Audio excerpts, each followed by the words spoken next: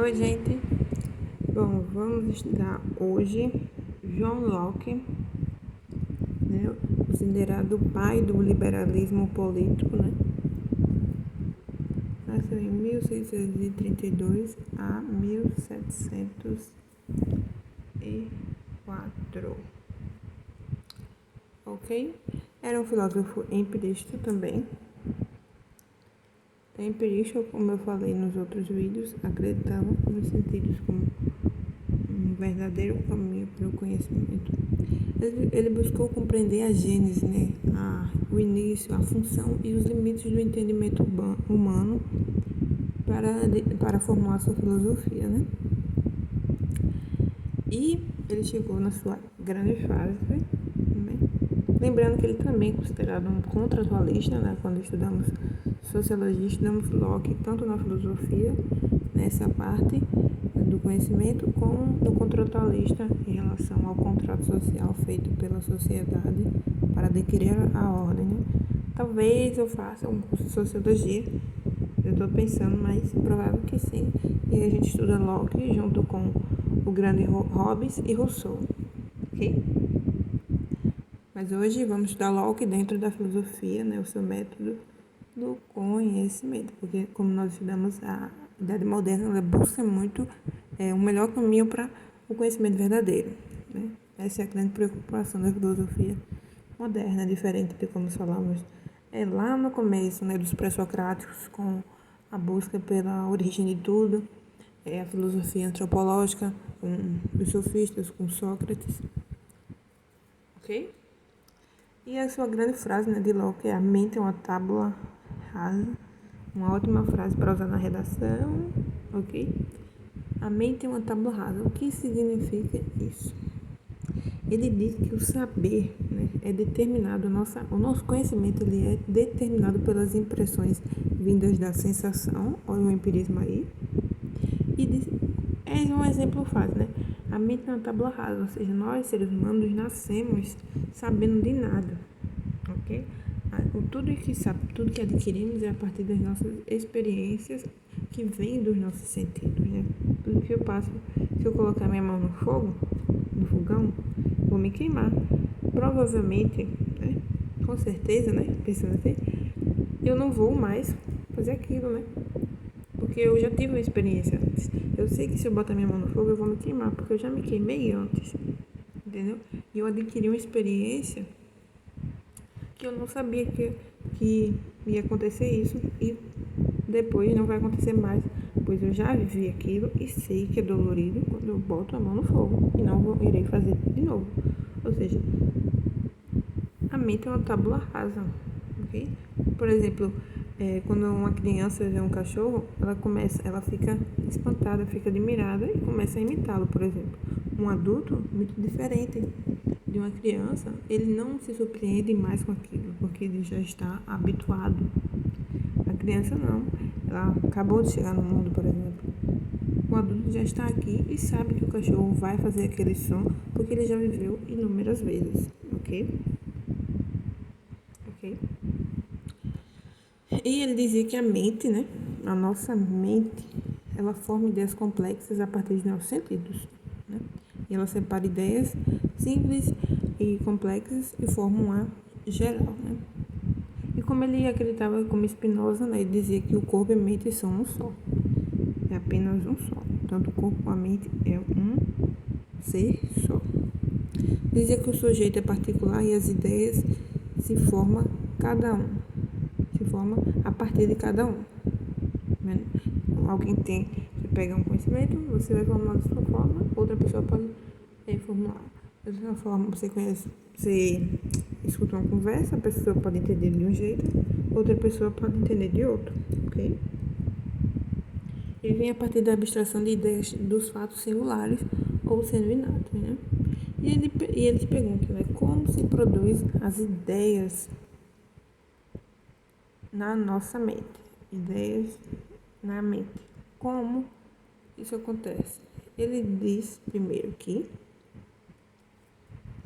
como é que forma as ideias na nossa mente, né? O sonho, por exemplo. Ele diz que vem a partir das nossas sensações, né? Ele é um empirista Primeiro a gente pega das nossas sensações, depois a gente observa tanto externamente aquilo que a gente vem de fora e internamente, que é aquilo que a gente já tinha anteriormente, e depois a gente faz uma síntese disso tudo, uma síntese entre a forma e o conteúdo. Okay? Ele acreditava nessa experiência tanto externa, que ela deriva de ideias simples, e uma interna, né? A de reflexão, né? A história do fogo e a mão, por exemplo. Externa veio de ideias simples, interna eu fiz uma reflexão, né? Aquilo me trouxe dor e provavelmente eu não iria fazer de novo. Vou fazer uma síntese. E ele fala também de qualidades. Existem dois tipos de qualidades, tanto objetivas como subjetivas. As objetivas são aquelas reais dos corpos. As subjetivas são as combinações de ideias. Ou seja, qualidades reais dos corpos. Aquela maçã é vermelha, por exemplo. É real, mas o sabor dela é eu que vou descobrir. Pode ser doce, pode ser azeda. O odor dela, por exemplo. Então, tem qualidades que são objetivas e tem qualidades que são subjetivas, ok? O conhecimento consiste na percepção da conexão entre nossas ideias. Então, o conhecimento se dá a partir das nossas várias ideias, as nossas reflexões também é muito importante. A partir de ideias, não adianta ter essas ideias, não tem reflexões entre uma e outra de extrema importância, né? Como eu falei, Locke também é considerado um contratualista, né? Então ele vai falar muito sobre essa questão da política, só falando um pouco sobre isso aqui, né? Mas vamos falar ele junto com os contratualistas, com os três, para entender as diferenças de cada um, né? Na política, ele dizia que a soberania reside na população. Então a gente sabe que Locke ele tem um ideal de democracia. Ele dizia que o governo é do povo e para o povo. Acreditava também que o Estado também deve respeitar as leis natural e civil. Se o povo tem que respeitar, o Estado também tem a suma importância de respeitar. Acreditava nos três poderes, né? Como dizia,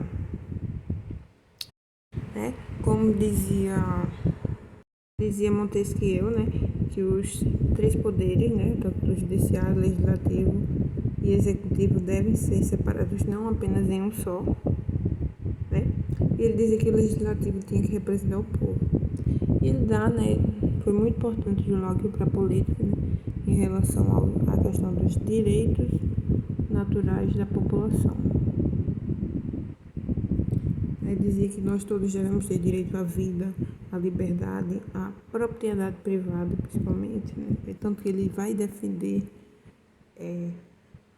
o contrato social por causa da propriedade privada, porque se nós estaríamos ainda no estado de natureza, eu não tenho uma convicção, seguro de que o meu vizinho, no estado de natureza, não irá invadir, pois não tem um contrato dizendo aquele território é meu. Okay? Então, ele, a qualquer momento, pode invadir a minha residência, né? Que não é minha, pois eu estou no estado de natureza, por isso é necessário o contrato social para manter a ordem e o progresso da sociedade. Muito diferente de Rousseau, como vamos estudar. E ele dizia que o Estado deve garantir os direitos naturais, a proteção, resolver conflitos. Um ótimo repertório para redação também, tá? Então falando sobre as ideias, né? As ideias ele acredita que vem da sensação, e não só isso, né? Também tem que ter uma reflexão sobre. Ele diz que a mente, ela rearranja as ideias, as ideias do sentido são apenas simples, nós que temos que fazer a síntese, a reflexão na nossa mente, rearranjar as ideias, né? E ele fala muito sobre essa questão da educação também, dentro da política, né? Que a aprendizagem é de suma importância para o indivíduo adquirir os conhecimentos também, ok? Então, esse foi John Locke.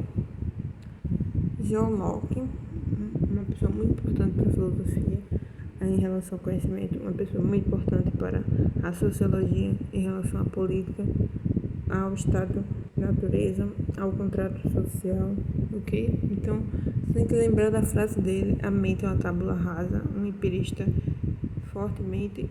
forte empirista acreditava nos sentidos como meio de adquirir conhecimento válido e verdadeiro, mas também acreditava na reflexão, né? Não adianta a gente apenas observar as coisas que acontecem na nossa experiência, absorver e não fazer uma reflexão, rearranjar elas nas nossas ideias e criar informações, pensamentos sobre aquilo que nós temos que refletir e a partir das nossas experiências e gerar, né, um pensamento sobre aquilo, sobre aquele tema, né, e conseguir explicar sobre ele, né. Também a gente tem que falar de como as ideias vêm na nossa mente, sensação, observação, depois a síntese. A política é mais na sociologia, mas também ele é muito cobrado, a política dele, né, a forma da democracia que ele defende muito.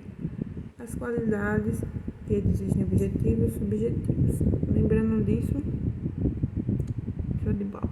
Muito obrigada por ter assistido e o próximo filósofo que vamos estudar vai ser David Hume, com questão que caiu esse ano no Enem 2020. Né? Bom, espero que tenham gostado e até o próximo. Né? David Hume, um empirista extremamente radical.